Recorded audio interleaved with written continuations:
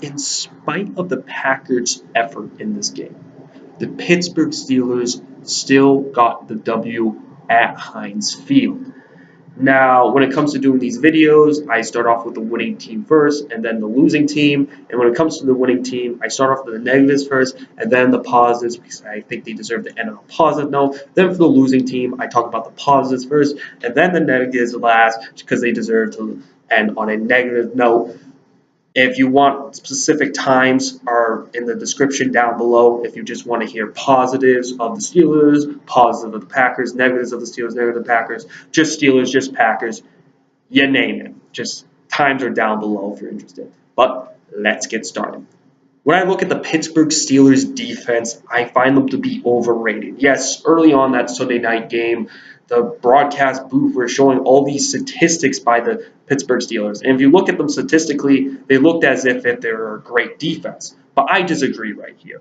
They have faced so many crap quarterbacks in this league that I'm just really not impressed by that. And Brett Hundley, who has been a struggling quarterback, stepping in the way for Aaron Rodgers, he is not that great of a quarterback. He's not even good. He's not even average. He's been well below average. He's been a bad quarterback. And Brett Hundley lit up the Steelers' defense last night. He lit them up. Yeah, sure, the Steelers got some crucial stops here and there. But when it comes to the Steelers, it's all about their defense. When they won all 6 of their Super Bowls, they had a great defense. And listen, look, the Pittsburgh Steelers defense might be better from last year, but that does not make them a great defense. No. What happened was Artie Burns was exploited out there. Yes, he was. He messed up his assignment early on and got Randall Cobb, a overrated wide receiver, wide open out there. Just completely wide open right there. And then Artie Burns was also getting exploited when it comes to tackles and whatnot. I remember Ike Taylor back in 2008. He wasn't the greatest cornerback in the world. He was still pretty good, and he could still deliver the tackles here and there and press. Artie Burns does not deliver that Ike Taylor role. Yes, sure, Ike Taylor might have not have been one of the pivotal points of the Steelers' defense, but he was much better than Artie Burns. And when I look at the Steelers' D, there's another guy I like to look at is Ryan Shazier. Ryan Shazier is one of these big prospects by the Pittsburgh Steelers that I've actually taken quite notice of the past couple of years. I definitely think Ryan Shazier has something right here. But what happened was on that screen pass, he tried to get a little bit cute and try to really make a big play against Brett Hundley. And guess what? It went for a 40-yard touchdown on a screen pass. Yes, it was.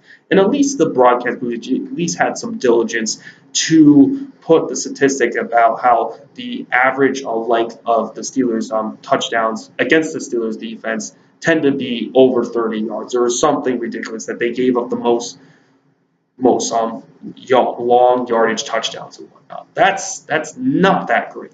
It's not that great. I think some of the statistics can be a little bit misleading right here. And if you watch my channel, just because a player has great statistics does not mean it's a great player. And same thing comes to teams, and same thing comes to defenses and offenses. And the Steelers defense just doesn't have it. Yeah, sure, I think the addition of drafting T.J. Watt has made this defense better, but it isn't great. And when I've seen the Steelers win Super Bowls, they had great defenses.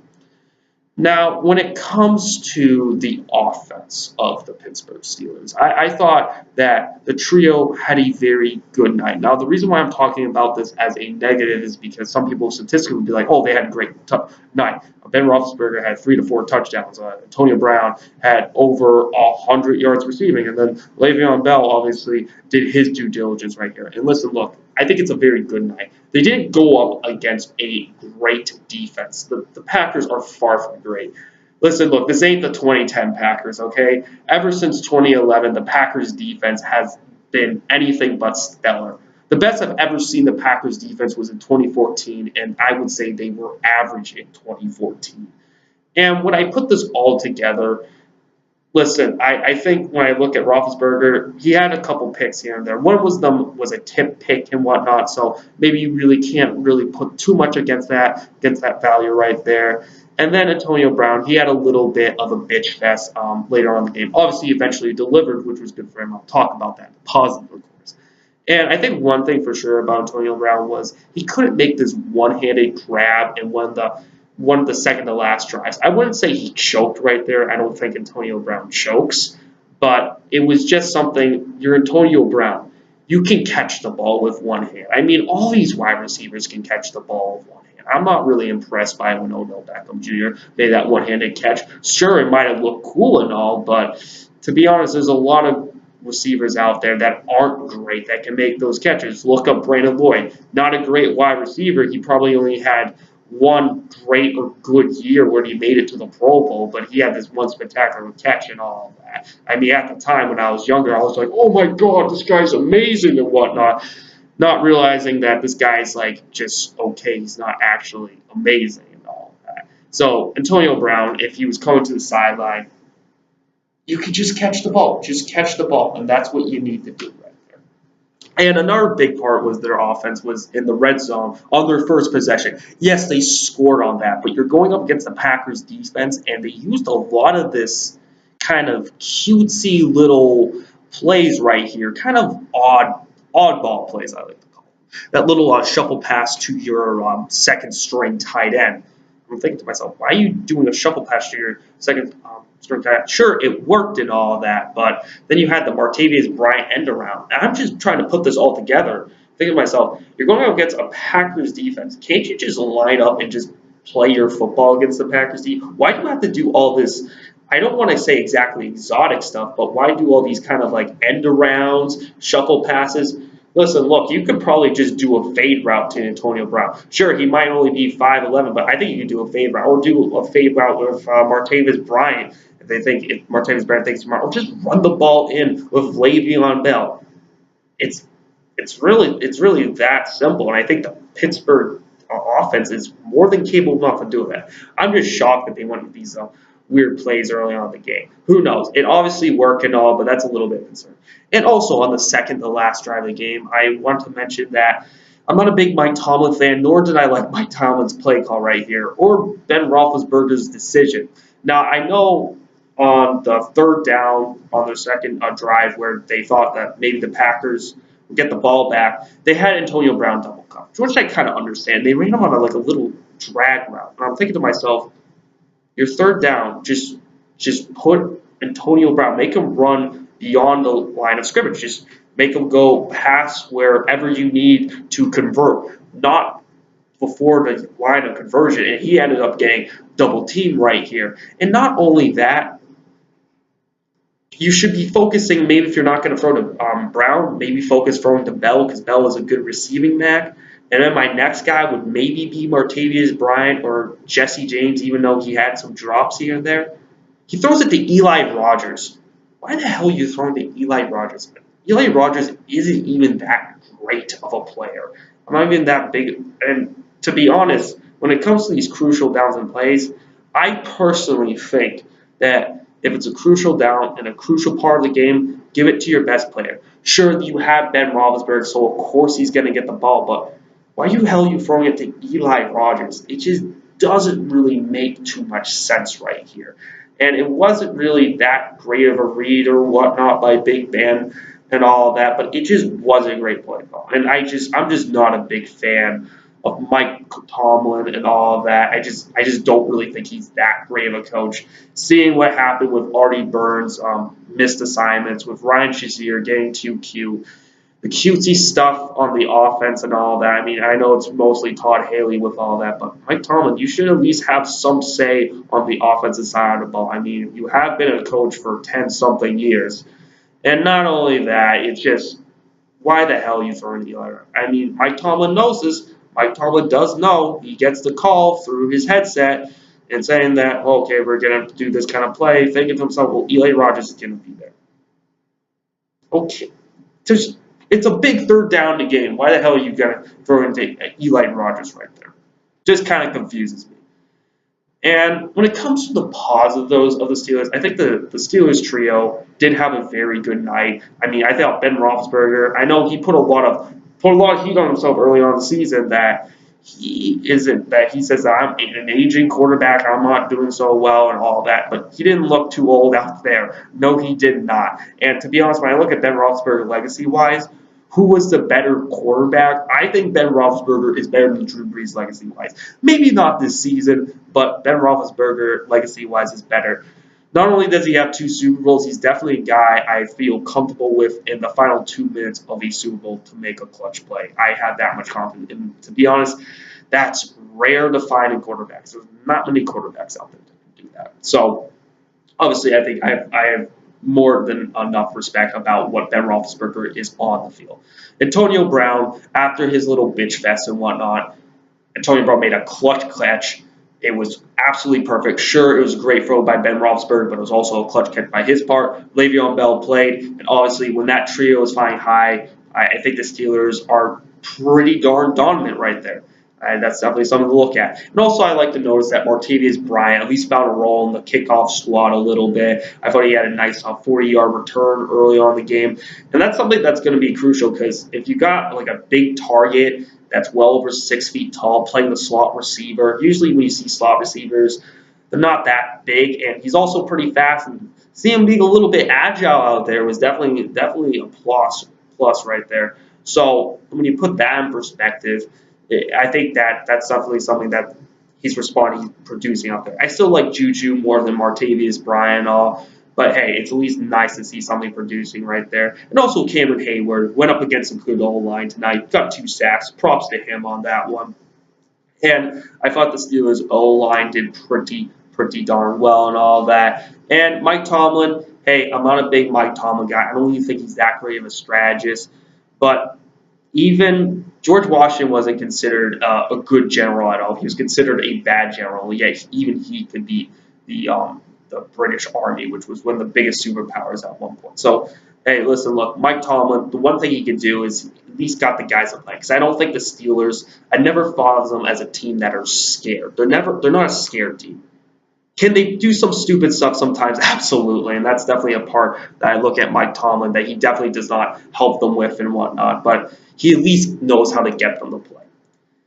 Now, when it comes to the Packers, yes, when I look at the Packers, at least the defense showed something that at least they're not god-awful. Yes, they're well below average, but they're not god-awful. And when I look at this Blake Martinez guy, Blake Martinez is a legit linebacker. I think he could be a real good linebacker in 2018. You're talking about a guy who could be an all-pro in 2018. I think he has the ability to do it. I think he's much better than Clay Matthews and all that. And then I definitely think that's definitely a huge factor right there, their defense and whatnot, because definitely need good middle linebacker play when you're playing that cover one or zone blitz defense and whatnot. Sure, I think if Blake Martinez works a little bit more in his pass rushing, you're talking about a real dominant linebacker out there. And not only that, I definitely thought that when you look at the Packers offense, I thought that their running back Jamal, he did a good job out there. I thought he definitely did produce. Sure, he's not going up against great defense, but hey, he's at least showing something out there. And obviously, I wasn't a big Ty Montgomery fan. When they have Ty Montgomery out there, I find their running game to be quite corny and quite just odd and weird. It's not really a running game. It's almost as if you're running the ball with Danny Woodhead. You know, that guy's like he's meant to catch the ball. He's not really meant to go in between the tackles and whatnot. So it's not really a conventional run game, but hey, at least it produced right there. And I think one thing for sure about the receivers, at least the receivers of the Green Bay Packers at least show that they cared out there, unlike Martellus Bennett, who basically just got his briefcase and just walked out. He's just like, hey, coach, can I not play anymore? No. Can I just stop playing? No, you can't. You gotta still play with Brett Hundley. And Martellus Bennett's like, I'm just getting my briefcase and I'm taking Marty Land with me or whatever he has. You just kind of backed him up. And then for some reason he plays on Sunday for the Patriots. Marty be Marty. Now when it comes to that, at least the receivers show that they can ball it out there. And then you got Hundley. Yes, Brett Hundley. Best game of his career. I definitely think that there is a clutch gene with Hundley. He showed a lot of poise out there. Maybe I didn't see leadership, but at least I saw a little bit of clutchness in him. I definitely got to see accuracy from him. He definitely threw some accurate balls. He's not the most accurate guy. He ain't Aaron Rodgers or anything that accurate, but he at least showed something that he could at least hold the ball, and he was quicker out there. He was much, much quicker. And sure, in Green Bay, Aaron Rodgers isn't the quickest guy, but sometimes even Aaron Rodgers knows how to react. If you told Aaron Rodgers just to sit back there and just throw the ball really quickly, almost as is what Brady does in New England, he would be really good at that too. It's not like he just has to just stand back out there all the time and just be patient. It's true, Brett Hundley has to understand that there's a difference from being patient and from being assertive, but at times you really need to be both to be a quarterback right there. And he definitely showed some stuff, just some really quick stuff right here. And I want to give props to Mike McCarthy on this one because they ran a lot more screens right here. I just think that this really helps the receivers. And then not only that, they ran some double moves here and there to really help the receivers get open, get some separation here and there. One of the Devontae Adams touchdown run, I thought that's really good right there. And they got Jordy Nelson in the game. They're at least willing to show that they're willing to break tackles, make positive yardage and all that. Don't stop trying. That's something I really saw from that right there. And I thought that it was a good job by McCarthy's part to use the screen game. Yeah, I think just use a lot more screens. Obviously, it's a much more simpler game. Obviously, Hundley might not be elite, but at least McCarthy lowered his ego right here, changed the game plan up to at least help him win a round. Wasn't a bad coach game by McCarthy, but there is still some criticism right here as I get into the negatives. Mike, why the hell, once your quarterback takes a sack, you run a screen pass, but for some reason your guy just doesn't go out of bounds? Hell, I would just ran it right here, okay? Brett Hundley is not Aaron Rodgers. You lowered your ego all night, but then you kept your ego super, super freaking high once you had the ball back. And after Hundley gets sacked, just run the ball. Force the Steelers to take timeouts or force them to not drive down the field and all of that. Because you're going up against Ben Roethlisberger, who has Antonio Brown, who's a great receiver, and your defense isn't that fantastic, and you know that. And when I just put this in together for McCarthy and all, then their running back goes out of bounds, and it's just then they have to run the ball there, and then it gives just enough time for Ben Roethlisberger to get back there. Listen, look, his ego got to him best right there. And when it comes to McCarthy, he was having a great game all night, and then that happens. Then you got Dom Capers. Yes, I look at Dom Capers, and a lot of people are calling him to be fired. A lot of people in Green Bay are calling him to be hired. And listen, look, I don't live in Green Bay. I don't live in Wisconsin. I ain't a cheesehead. But I've read some articles here and there. They're calling for Dom Caper. They're sending him to the guillotine pretty soon. They are. And Mike McCarthy might be coming out the door pretty soon too. And listen, look, Dom Capers. Listen, look, career-wise, he's like one of the longest tenured defensive coordinators in the NFL. I get that, but I think that's going to come to an end pretty soon. Capers obviously just doesn't have a great defensive prowess right here. And listen, look, I know Clay Matthews was not playing last night, but Clay Matthews hasn't been great on the field. And is Matthews really a leader? That's one thing for sure. I don't know if Clay Matthews has leadership or he just has a huge ego and that's the reason why he's on commercials. I just don't know. I just think that he's just some guy that looks like Thor out there running around that people think is awesome and all. I mean, at one point, this guy was a fantastic middle linebacker, but he isn't the same middle linebacker anymore. And can he really provide that leadership? No, I just think he's just has a huge ego. This is nothing else to describe it. It's just Thor out there just with an ego and without the as great as superpowers that he used to have. So that's how I look at it right there. And you got Blake Martinez, who's the better linebacker, and you still lost the game. And then when you look at cornerbacks, listen, look, since they don't got a great front seven, they better make it up with the cornerback play. Because obviously, when the 2010 Green Bay Packers, listen, look, Raji obviously had a great rookie season that year. I mean, Matthews obviously was great. But then you had Woodson and all. Sure. I mean, Clinton Dix is a legit safety out there. Blake Martinez, I think, is the legit middle linebacker. Mike Daniels can be a run stuffer, but that isn't enough. And Nick Perry has a lot of potential. good, but he isn't a great player. They want him to become a great player, and they just have these cornerbacks that really just get exploited out there. And listen, look, I know they're going to be drafting cornerbacks. I think they should go after another one this year, one right next to King and all that. Maybe put another one. Who knows? They're probably going to have a higher pick because Aaron Rodgers is going to be out. He might return in 3 weeks. He might. So that's definitely something to look at. And then topping off with Hundley. Listen, look, when you look at Hundley, he just ran a bunch of screen passes and succeeded from right here, and his wide receivers got wide open against some bad quarterbacks. Okay, I'm not seeing an elite quarterback right here. I'm not seeing a good quarterback. I'm not seeing an average quarterback. I still think he has below average. He's still got ways to go. Listen, look, I talked about how Brett Hundley could be successful. Oh, I didn't even talk about how the Packers can even make the playoffs. Click and link below if you're interested. Now, when you talk about Hundley and all, I think Hundley can be a good quarterback in the NFL. I definitely think he can. I think he definitely has some things that I've seen. I think this guy's legit. I think there's some clutches right here. And I think that patient part, yeah, I think Green Bay kind of likes that, even though it sometimes gets in the way with things. Definitely has it. But tonight, listen, look, best game of his career, but I'm still not impressed that this guy is still a good NFL quarterback.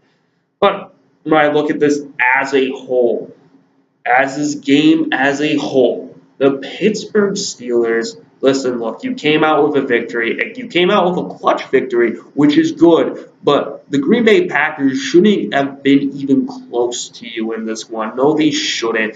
This is a concern right here. If you're going to beat the New England Patriots, there's definitely going to have a prove. And if you're a Steelers fan, just hope that their Eagle doesn't get to them because it just might happen this victory. And clutch victories are awesome, all they're fun, but you're getting this Green Bay Packers team has no business beating you, and they almost did. And when it comes to the Packers, listen, look, I still think you can make the playoffs without Rodgers right here, even though it's very Aaron Rodgers centric and all. But Mike McCarthy and Dom Capers needs to get their crap together. They really do. And not only that, Hundley obviously is going to need the help. So they're right now, as most Packers fans right now, or at least they were before Brett Hundley's performance, they're praying to the Lord that Aaron Rodgers is back healthy and great, and obviously. But what do you guys think? Leave your comments down below. My last video, yes, I made a skit. If you're interested, click on that. If you want to see my last football video, click the link to that. I've talked about how I think Mike Tomlin's overrated. I've mentioned that why I think Randall Cobb's overrated. I've even talked about how the Packers can make the playoffs without Aaron Rodgers, believe it or not. So click on those links down below if you're interested. But guys, I'll see you guys next time. Peace.